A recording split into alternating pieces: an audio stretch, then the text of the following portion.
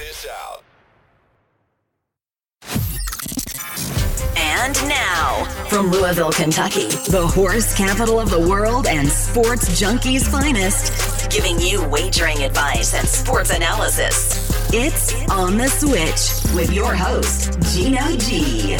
From across the globe, everybody who's listening to the show, welcome to On the Switch. I'm your host, Gino G, and as always, we have Travis on the back end. What up, Trav? What's going on? Everybody, big show tonight. We're going to be talking about Josh Gordon.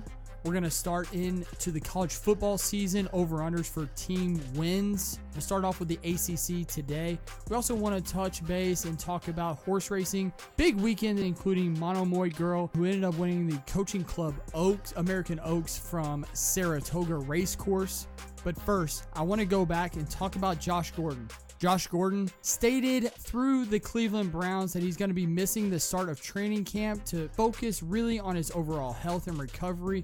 We all know the issues that he's had off the field, and he really wants to focus on that once he came back. And this is part of a deal with the Cleveland Browns, with the NFL, the Players Association, everybody else involved. They came up with a plan for him, and this is part of that plan.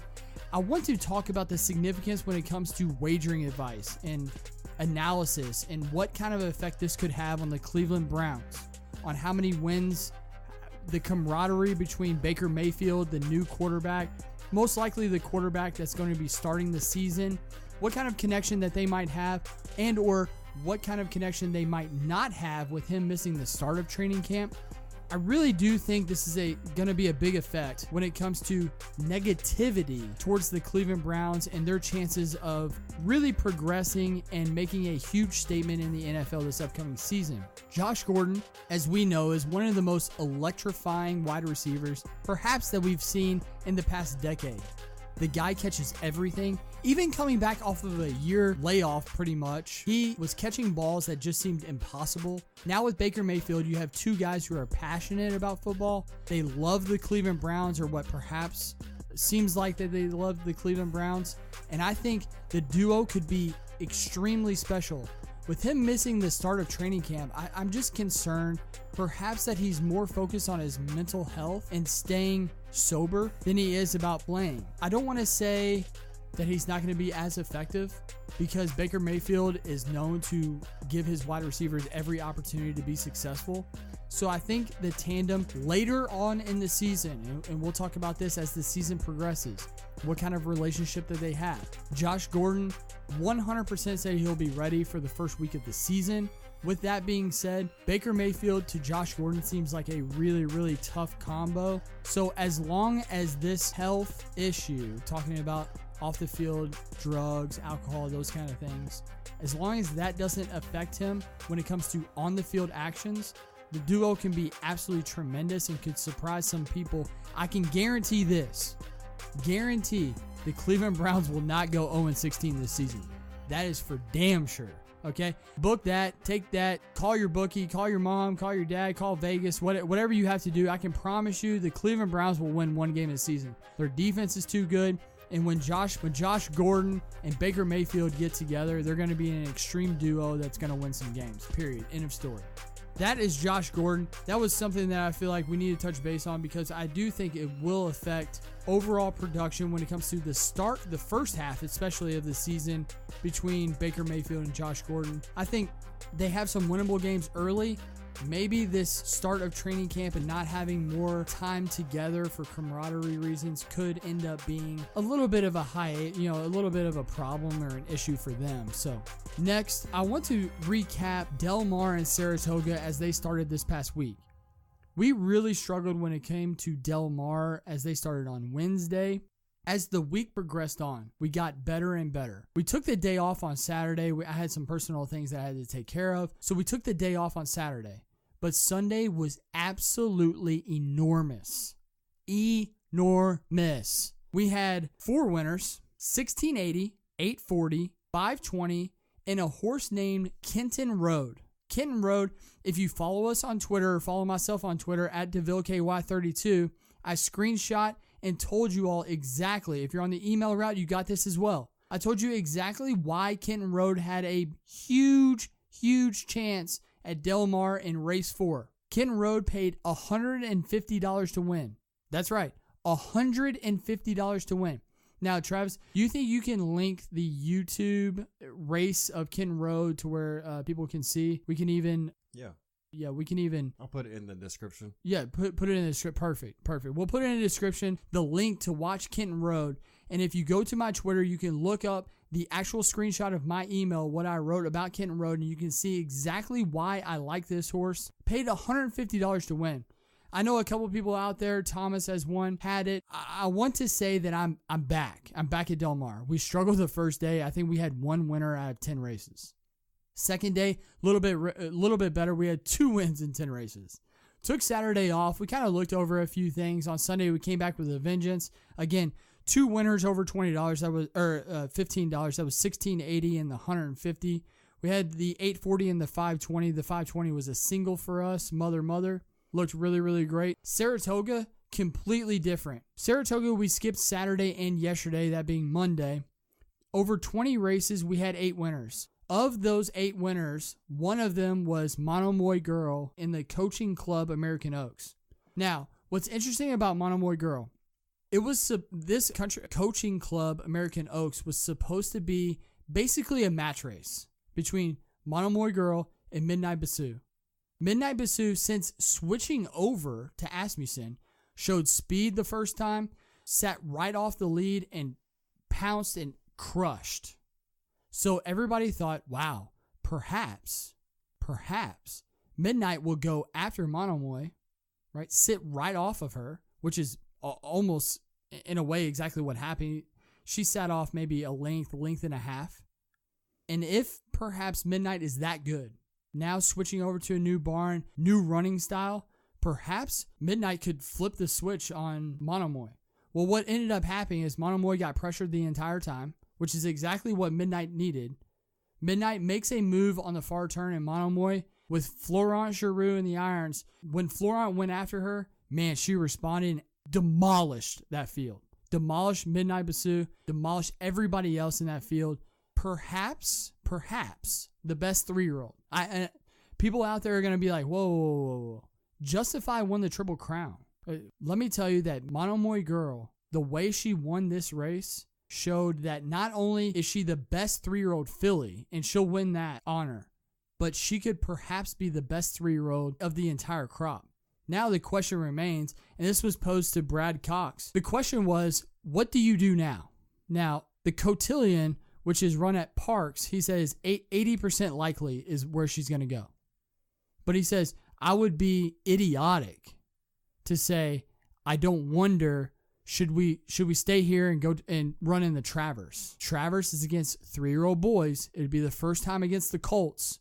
But I will tell you, the way Monomoy, and as weak as I feel like the entire 3-year-old boy crop is, and again, I might take some flack for that, but I think outside of Justify, who I'm not a monster fan of, right? I know he won the Triple Crown. I get it. I understand. But I don't think overall the 3-year-old crop is that good. We expected Mendelssohn to be great. Mendelssohn hasn't done anything since running after the Kentucky Derby, right? So I just don't think this 3-year-old crop is that good. I think Monomoy is the real deal. If she goes to the Travers, she'll have a huge chance to beat the boys. And if she wins that, you're talking about the Breeders' Cup Classic. So now, would she not only win 3-year-old filly, female of the year, but she could win overall 3-year-old, which would go to Justify 100%, unless if she goes to the Classic. And I think Brad Cox, you think, okay, she's absolutely demolished every filly, 3-year-old. I don't see a whole lot of older females that are that good. I mean, again, you can throw out Abel Tasman, who fails. Now, the biggest question is, and this is why I think it's intriguing that she could perhaps go to the Breeders' Cup Classic. The Breeders' Cup is held at Churchill Downs, which is her home turf. This is home sweet home is Churchill Downs. This is where she wants to be. This is where she does her best running. Why wouldn't you put her in the biggest race or try to get her to the biggest race of the year at her home track? I just don't know if Brad Cox and the connections are willing to go that route. But it's interesting to note, I do believe Monomoy Girl, according to NYRA, they voted her third horse as far as top horses of the year. Justify was obviously number 1. Accelerate was number 2, which, whatever. Monomoy Girl was number 3, and I believe if Monomoy goes against the boys, beats them, could flip the script on all of them. She could be easily number 1.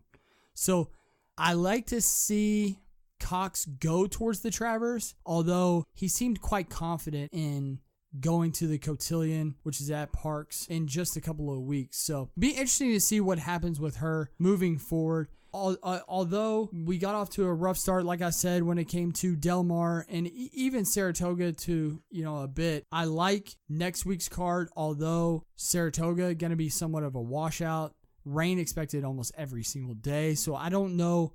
We'll still send out an email, but I don't know how many selections will actually be running, especially the turf course. They typically close that down immediately. So we'll look out for all of that. Next and lastly, we talked about in a couple of podcasts ago, NCAA football.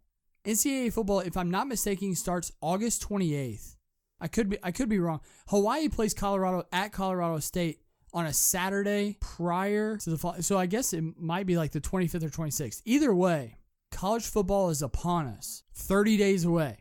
I'm super excited about college football. I'm sure you all are excited about college football. And I wanted to go over a few things when it came to conferences, over and under wins for certain teams. And I was talking to Travis, and we decided on breaking each individual conference down as a whole instead of just giving you just tons of random teams, random names, just going over and over and over. I wanted to break down conference by conference exactly what our thoughts are, what our bets are, what our best bets, value bets, those kind of things. So today's podcast, we're just going to go over the ACC. The ACC is perhaps one of the most chalky conferences in America this year. Chalky meaning I think Clemson, not only odds-wise, but is by far, in a way, the team to beat. They will be my pick to win the ACC. Obviously, no price here, as they are minus 200, which means you have to bet 200 to win 100. That would mean you bet 20 to win 10. So not much value when it comes to the top. But if perhaps you want to take another team on the other side, Miami's plus 500, Virginia Tech 16 to 1. Miami is going to be unreal. I agree. I do think Miami will be extremely tough. With saying that, the biggest thing about Miami, not maybe when it necessarily comes to conference play, but when you look at their overall schedule, very first game of the year, they play at LSU. Now, if you have national championship aspirations, you have to win that game. Coach O. Yeah, right. Orgeron is fair at best. So now defensively, they'll be tough. LSU, again, offensively will just struggle. I think it's a make or break season for LSU and Coach O. That's not far-fetched. LSU seems to be, for the most part, pretty loyal as a fan base, and just in general.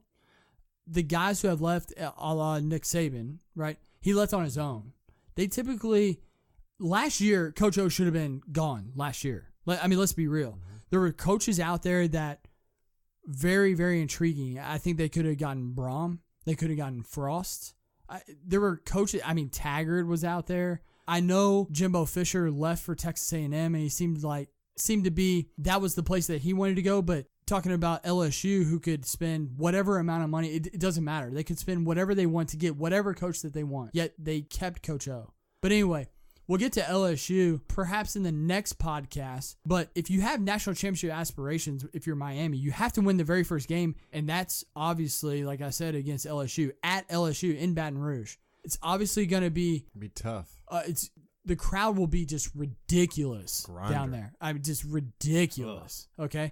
I think the biggest thing for Miami is how good is Rozier going to be this season? He has to, as a quarterback, he has to take a step forward. He had sparks, including late game heroics last season, but overall, just lackluster. They depended on the run game so much until, their guy got hurt.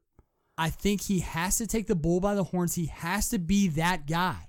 If he's not that guy, this team is just going to be fair again. perhaps could not even win their division and get to the ACC championship game. So if perhaps Miami has ACC championship, national championship aspirations, Rozier has to step up his game. Defense is going to be rock solid.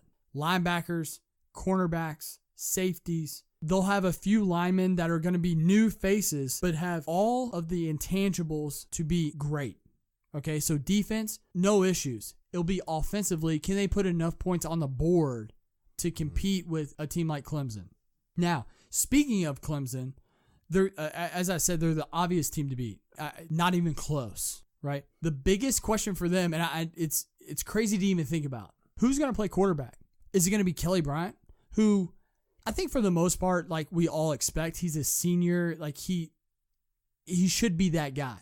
But Trevor Lawrence, right, the incoming freshman, everybody's like, yo, this guy, real deal. I mean, real deal. Unbelievably good.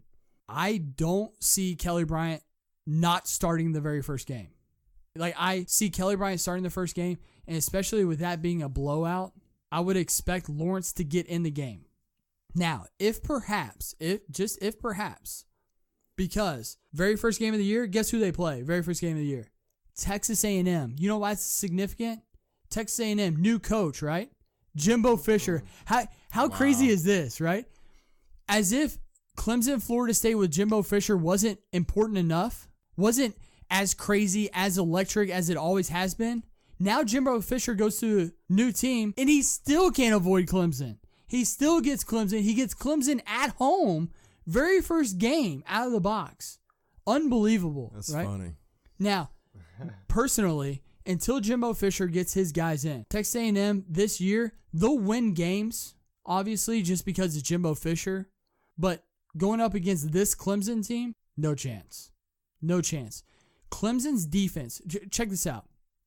They had three guys that were going to be definitely first-round picks. Just their defensive line. We're talking about Wilkins, Farrell, and Bryant. They had three guys that were going to go first round. You were talking about Wilkins especially was going to be top 10. They all said, hey, you know what? Let's come back. Let's all come back. They're all back. You're talking about perhaps Clemson could take up the entire defensive line All-American. They could have the first team All-American defensive line, the entire team. When you go past that, linebackers, they have two linebackers returning. They have two cornerbacks returning. The defense, it sounds ridiculous, but it's like you're going to be struggling to score a touchdown. Each and every possession, you are going to struggle to score a touchdown. Struggle. And that, again, that's not even talking about the offense. You're talking about a pair of running backs, Feaster and Etienne, who Etienne at the end of the year was way more productive than Feaster was, and Feaster was beyond productive than almost any other running back in the ACC. You have a 1-2 combo at running back. You have an quote-unquote issue with quarterback, whether Kelly Bryant or Trevor Lawrence. I mean, it's a bad issue. Are you kidding me? Hey, can Louisville borrow one of those guys, I wonder? Please. No, but, really, it's one of those things where you look at the problems or issues that they have are really not issues at all. They're polished. They're experienced. They have experience. And really, when you look at their schedule, outside of Texas A&M, the very first game of the season, you have at Georgia Tech, which is one of those like goofy-ass games, right? Georgia Tech is that team. They run, obviously, the option offense. They're just that team that you just watch and you're just like, damn, they could beat anybody on a given day. They could also get absolutely destroyed. But they play at Georgia Tech. They play at Wake Forest, who we'll get to in a minute, who I think is extremely intriguing. And then they play at Florida State. Those three games, you add on Texas A&M, if those are the three toughest games you play, bro, huh? Now, what's interesting about Clemson, for games won this season, it's over under 11. That means if they go 11-1, you take the over, you lose, right? So they have to go 12-0. If you take the under, that means they have to go 10-2. I do not see them losing 2 games ever, right? This schedule, you think, let's say perhaps they lose to Texas A&M. That's the only game they're losing. They're not losing to Georgia Tech, Wake Forest, or Florida State on the road. Although on the road game, no way. No way. So if it were me, I would take the over, win 11 games for Clemson. Now, we talked about Miami. Miami's over-under is 10. Now, when you talk about key games for Miami, LSU, right, open up the season, Florida State at home, and then at Virginia Tech towards the very end of the season. Talking about you have to lose 2 games. I don't see them really losing at LSU. I think LSU offensively especially is just going to struggle. Florida State is an intriguing game. Florida State is just one of those teams that there are a lot of question marks with Willie Taggart coming in. We'll get to them in just a second. At Virginia Tech will be the game. Quite possibly, if the teams do what they're supposed to do, that game could be for everything. ACC championship, as far as like being the Coastal Division winner, national championship, perhaps aspirations for both of the teams. I would lean towards Miami going over 10 wins, but Mark Richt, I don't know. Sometimes like he just drives me nuts, right? Like he just does shit that it's like, what? It's like, bro, like you have a team that should win a national championship or at least contend for a national championship and you blow it. Literally. Like you blow it. He did the same thing at Georgia. Did the same thing. He had amazing talent on amazing teams, many draft picks, and what did you produce? Garbage. But anyway, so that's Miami. Intriguing, as we said, Virginia Tech. Same thing with Miami and Rozier. Josh Jackson, starting the entire year last year as a redshirt freshman, now he's got to progress forward. Running the ball, he is beyond efficient. Passing the ball, questionable. Had good games, had bad games. High turnover rate. Needs to cut that down. As far as everything else, defense, special teams especially is going to be extremely electric. They have a couple of returners that can take it to the house at any point. Jackson will be the reason why they win their division or they lose their division. And I hate putting it on one guy, but that's going to be the guy that if perhaps like they're going to do something, it's going to be because of Josh Jackson and the plays that he makes. He'll have, Sean Savoy and Eric Kuma on the outside to throw to. He'll have a core of running backs that he can hand it off to. It's up to him to make plays. He's got to make good decisions. And he's got to make plays. If he does that, I'm telling you, Virginia Tech can surprise everybody, especially with the fact that they have Miami at home late in the season. Miami at home late in the season, no telling what could happen. As far as their key games, they open the season at Florida State. Open the season at Florida State. Then they play Notre Dame at home, Miami at home, right? So you're talking about, whoa. You play Miami and Notre Dame. Notre Dame is going to be top tier team. They're going to be going for national championship. But listen to their away games. Look how garbage this is. Pitt, Duke, North Carolina, literally bottom feeders of the ACC. So you're talking about these are their away games. You want to tell me that right now I can get Virginia Tech over or under 8.5 wins? All they have to do is go 9-3. 9-3. You might lose the Florida State game.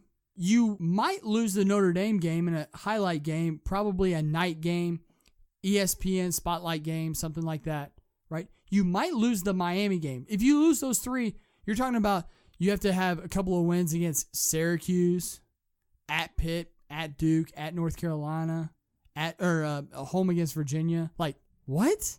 Come on, 9-3? Yeah. Give me the over 8.5 wins for Virginia Tech as one of my best bets over under team wins in the ACC. Virginia Tech over 8.5. Next, what's up? What do we do with Florida State? Defensively, they lost a lot. Offensively, Francois is coming back from injury, but as of yesterday, any report that I read, Francois is still questionable. I don't like Blackman. What do we do with Florida State? Florida State seems to be a team that could quite perhaps surprise everybody. If Blackman plays and progresses as we all expect as he gets older, or if Francois comes back, and believe me when I say Francois was so impressive. He unfortunately got hurt at the very first game of the season last year. But if Francois comes back strong, healthy, and capable like he was before he was hurt, you're talking about a Florida State team with a defense that's going to be young, but they're going to be fast. they're going to be quick, and they're going to be ball hunters. They could be a team defensively that gets many turnovers. And let me give you a stat since we give analysis, right? We want to give you value. Do you want to know first-time coaches? So when a coach changes teams, do you want to know what the average wins for the season were last season? 8. Are you kidding me? You're talking about Frost, Brom, Taggart, Oregon. Now Taggart comes to Florida State. People around the ACC will know Taggart. Well, he's at Oregon. He runs this high-powered offense, right? He wants to score 70. He might give up 63, but he's going to score 64, or at least he's going to try, right? This is what Taggart does. But the fact is, you can't replicate that in practice. You just can't do it, right? So early in the season, he's going to have a lot of success, especially offensively, right? He's going to score tons of points. He's going to put up tons of points against people. And I think at Florida State, although against Virginia Tech at home, Florida State's going to put up points against a defense that could perhaps be vulnerable. So past Virginia Tech, look at this schedule. I mean, this schedule is just unbelievably atrocious. At Syracuse, who always seems to play high-level games against high-level teams, a la against Clemson last season. They upset Clemson last season at home, right? At Louisville. Now, of course, being a Louisville fan, we know this quite well. But you remember the last time Florida State came to Louisville? How about an absolute trouncing? Lamar Jackson just went batshit crazy on them. So, at Louisville, going to be a tough game. Cardinal Stadium, going to be crazy. You play at Miami. Now, again, it's one of those things. Somewhat of a quote-unquote rivalry game. At Miami, going to be two good teams just slugging it out, right? You play Clemson at home, at North Carolina State, at Notre Dame, Florida at home. I mean, the list just goes on forever. An absolute brutal schedule, to say the least. But I will tell you this. Florida State currently is over under 7.5 games. Over under 7.5. Now, that is 8-4. 8-4. So let's look at the games. Virginia Tech at home, I'm going to give them a win. Virginia Tech at home, I'm going to give them a win just because they are playing at home, new coach, new style. I think it's going to be a hard adjustment for Virginia Tech, and I don't know if Virginia Tech can score enough points to keep up. But at Syracuse, at U of L, those are two games that they should win. Whether they will win them or not, I'm not sure. But those are beyond winnable games for them. After that, at Miami is going to be really tough to pull off. If everything progresses, Taggart is having success, especially on the offensive side of the ball. Who knows? Clemson at home will be one of those highlight games that in Tallahassee, that place will be crazy. Absolutely bananas for that game. I don't think that they can win that game, but the place will be just nutso. Then they play at NC State and at Notre Dame. Notre Dame obviously is going to be extremely tough to win. But the at NC State game, again, is another one of those games that NC State quarterback is back. He's obviously NFL ready. A team that has a lot of talent. I know they lost a lot of talent on the defensive side of the ball, but when you go there to Raleigh, ask Louisville how that goes. Doesn't go well. Not very often, at least. So at NC State's going to be a really tough game for them. At Notre Dame, going to be tough to win. They should beat Florida at home. So you're talking about a team that goes 8-4. I think 8-4 is beyond doable. So this, and I want to tell you all, hear it on the switch. This is our best bet. Best bet when it comes to the ACC over-under wins for a team. Over 7.5 wins for Florida State. Over 7.5 wins for Florida State. I'm going to give them a win against Virginia Tech, Syracuse, Louisville. I will give them a surprise win perhaps at NC State. I think the Clemson game will be close. I think they'll beat Florida. If you take the look at the rest of their schedule, they're all beyond winnable games. They should be heavy favorite in the rest of those games. I think, again, 8-4, beyond doable. I will take over. Best bet of the ACC over-under for games. Florida State over 7.5 wins. Now, as we said before, not only is Clemson the overwhelming favorite and is our choice, but I will be placing a pretty big wager on Clemson to win the ACC. I just don't think there's enough talent on any other team to perhaps score enough points against Clemson to beat them at any point whatsoever. So I will take Clemson minus 200 to win the ACC. Now, as far as the rest of the schedule for each individual team and when it comes to over-under wins, Louisville, the over-under currently is 7. They play Bama in Orlando, then Indiana State, Western Kentucky at Virginia, Florida State at home, Georgia Tech at home, at Boston College, Wake at home, at Clemson, at Syracuse, NC State, and then UK both at home. They'll lose to Bama. They'll beat Indiana State, WKU.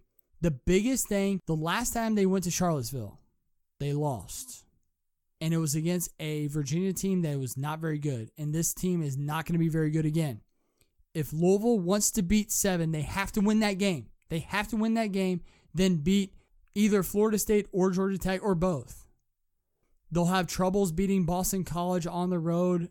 Dylan ran batshit crazy against them last year. He could do it easily again. Wake Forest at home is going to be another game that I think will be key. At Clemson seems just like a blowout. At Syracuse, another one of those games that you just don't know. Two teams that are going to be struggling to make a bowl game. It could be a very key game as to who goes to a bowl and who doesn't. NC State, they want revenge from last season, obviously, and then Kentucky, a rivalry game that we always want to win. So I will take Louisville over 7 games for Louisville, if perhaps you want to play that. NC State, I don't love their schedule. They play West Virginia at home, which will be really, really tough. They play at Clemson, at Syracuse, Florida State, Wake at home, at Louisville. Key games there. Their over-under currently is 7 as well. I think they can reach that, but they will need to surprise either Florida State or West Virginia at home to make that happen. There's way too many tough road games for them to hit 8. But I do believe that they have the ability to win more than 7 games. Here's the next best bet when it comes to the ACC over-under wins. It comes with Boston College. Boston College over-under currently is 5.5. 5.5 wins, okay?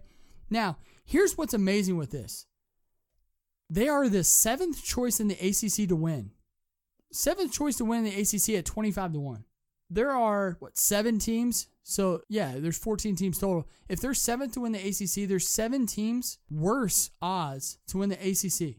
Now, why, for whatever reason, would they be at just 5.5? Well, look at their schedule.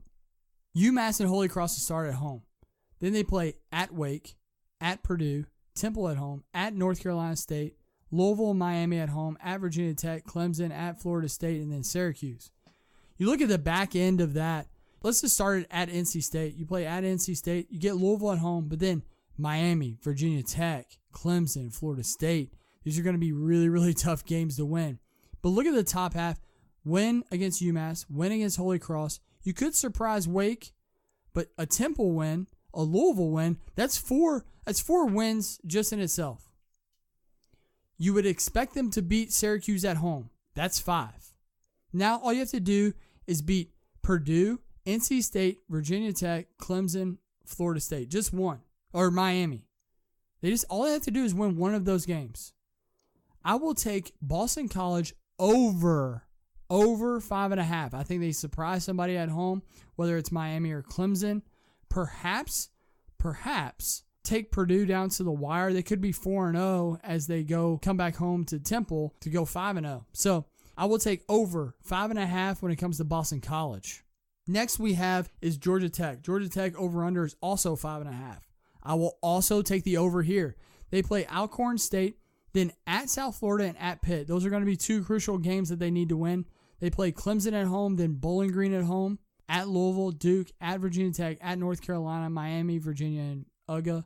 I will tell you, I think Georgia Tech, just their style, the fact that their coach is now on the hot seat, I think Georgia Tech gets to a bowl game. They get to 7-5.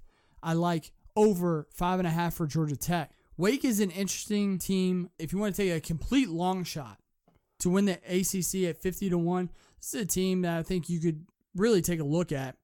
Their schedule just sets up so well. Their road games, listen to these road games. At Tulane, at Florida State, at Louisville, at NC State, at Duke. Right? Their home games, Boston College, Notre Dame, Clemson, Syracuse, Pitt. These are all winnable games for a team in Clawson that has progressed in every single season. They can take the next step. It's just, can they produce it on the field? They have the talent. They have the returning starters. They have everything in line. They surprised Louisville last season, blowing them out. I think they have a chance offensively to be great. Defensively, could perhaps struggle a little bit, but for the most part, I'm telling you, Wake Forest has a lot of weapons and has a chance to really do something special. Currently, Wake over under 6 wins. Give me the over by a lot. By a lot. They'll beat Tulane and Towson. They'll beat Boston College at home. They'll beat Rice at home. They'll beat Syracuse at home. They'll beat Pitt at home. Florida State, U of L, NC State, Duke on the road. I think they can win the Duke game on the road. I think they'll give NC State all that they want. Give me the over 6 wins for Wake. Next we have is Duke. Duke's going to be atrocious. Atrocious. Currently over under is 6.5, and I just don't see any chance in hell how that ever happens. They play Army at home first. Army's going to be really good. Now, I know they're playing at home, which means a whole lot. But Army's going to be much improved. Really, really, like I said, especially on the offensive side of the ball with that weird triple option. Army's going to be really good. Then they play at Northwestern and then at Baylor. Get North Carolina Central at home. Then Virginia Tech, Georgia Tech. You get a winnable game, Virginia at home. Play at Pitt, which is going to be tough. At Miami, there's no chance they win that game. North Carolina at home, which could be winnable. Then at Clemson and Wake Forest at home. I just don't see how they can ever get to 7 wins. No way. No way. Give me the under. Under Duke, 6.5 wins total. Next we have is Pitt. Pitt's over-under is 5.5. And again, I think a team can be surprisingly good, or let's say surprisingly better than they have been. They get Albany, obviously a win, or what should be a win. Then they play Penn State at home, Georgia Tech at home, at North Carolina, at Central Florida, Q's at home, at Notre Dame, Duke, at Virginia Tech at home, at Wake, and then at Miami. Obviously, the back end of that schedule not favorable, but Pitt should win some of these early games, get off to a good start, and 6 wins, it shouldn't be that difficult. Albany, Georgia Tech at home, which could be a sway game. At North Carolina, they should beat them. Central Florida will obviously regress, but at Central Florida will be tough. They should win the Q's game. The Duke game they should win. And then they really should beat Virginia at Virginia, but again, it's going to be one of those games against 2 atrocious teams. Like, what do you do? So I will lean towards the over 5.5 wins for Pitt. Next we have is Syracuse. Over-under is 6. I don't know, man. I don't know. I don't know.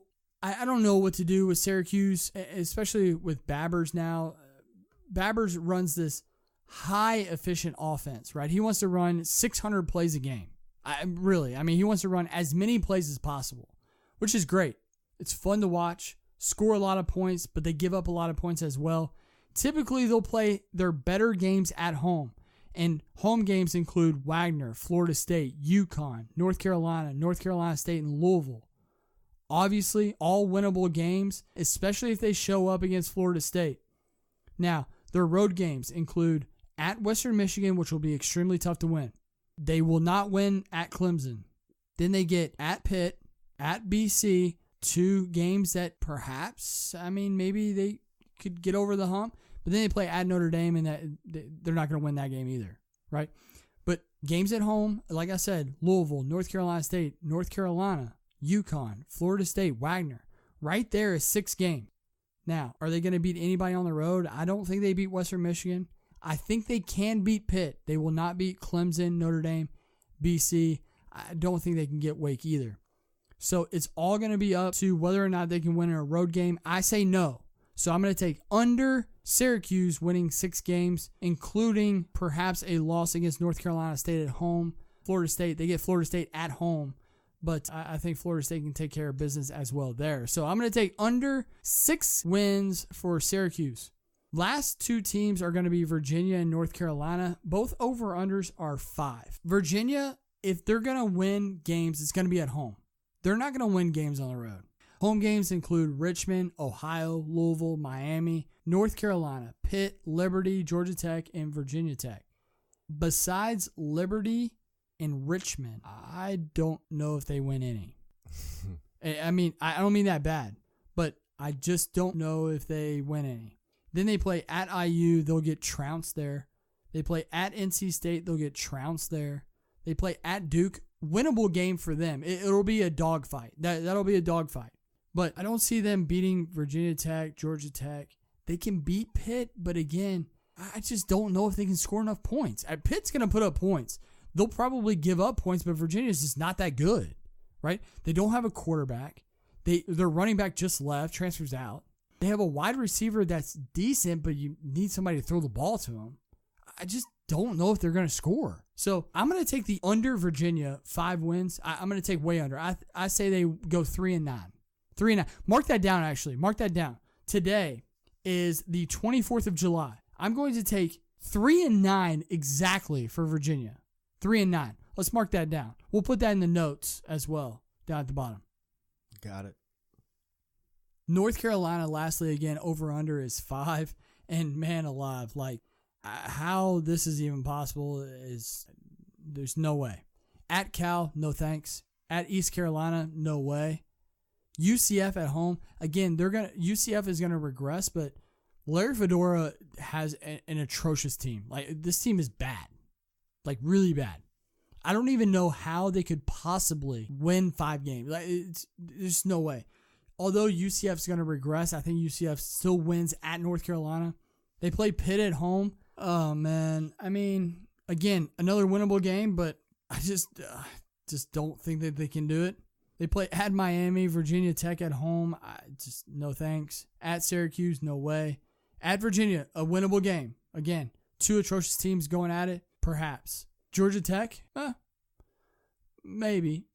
If Georgia Tech tanks early in the season, this could be a game that North Carolina comes up and grabs just because, Georgia Tech's just reeling. But from my predictions, my choice, I think Georgia Tech's going to be decent. I think they're going to make a bowl. They're definitely not winning this game. According to myself, according to my thoughts. So things can change, things can happen, players can get hurt. But myself, no way they win the Georgia Tech game at home towards the end of the season. They play at Duke. Obviously, it's a rivalry game. Duke, North Carolina. This is not basketball. This is football, but still a rivalry. At Duke, I just like Duke at home. Like, I'm not picking against Duke at home against this North Carolina team. It's not happening. They play Western Carolina. Hey, here we go. Finally. How about a W on the board from North Carolina? They're going to be Western Carolina's second to last game of the season. Then they play North Carolina State at home, and no chance that they win that. So you're talking about literally looking at it as gifts, right? Gifts. Western Carolina. Yeah, that's all I got. Okay. Western Carolina is the only guarantee win. Perhaps they can upset some of these teams at home, including Central Florida, Pitt, Georgia Tech if they're reeling. But still, if you add those 3, they're not winning a road game. At Cal, at Eastern Carolina, at Miami, at Syracuse, at Virginia, which is winnable, but again, on the road. Then at Duke, no way. They're not winning any of those games. So if you take the 3 games that I think are winnable, UCF, Pitt, Georgia Tech, Western Carolina, that's only 4. That's still under 5, right? So I'm going to take way under. Let's put this in the notes too. North Carolina, 2-10. 2-10. Mark it down. 24th of July. Gino G says 2-10 for North Carolina. 2-10. What was the other one? Okay. So the one prior to that, 3-9 for Virginia. 3-9 exactly for Virginia. Got it. So that's ACC football from us here at On the Switch. I like Clemson to win the ACC title. My top pick for over-under wins for a team is Florida State at over 7.5. I think here, let's mark this down too. Florida State, 9-3. 9-3 for Florida State. Next, I like BC over 5.5. I think that's a good bet. And then, of course, the last two teams, when it comes to odds of winning the ACC football championship, Virginia and North Carolina over under 5. I'm taking way under for both. Way under. That's all from us here at On the Switch today, July 24th.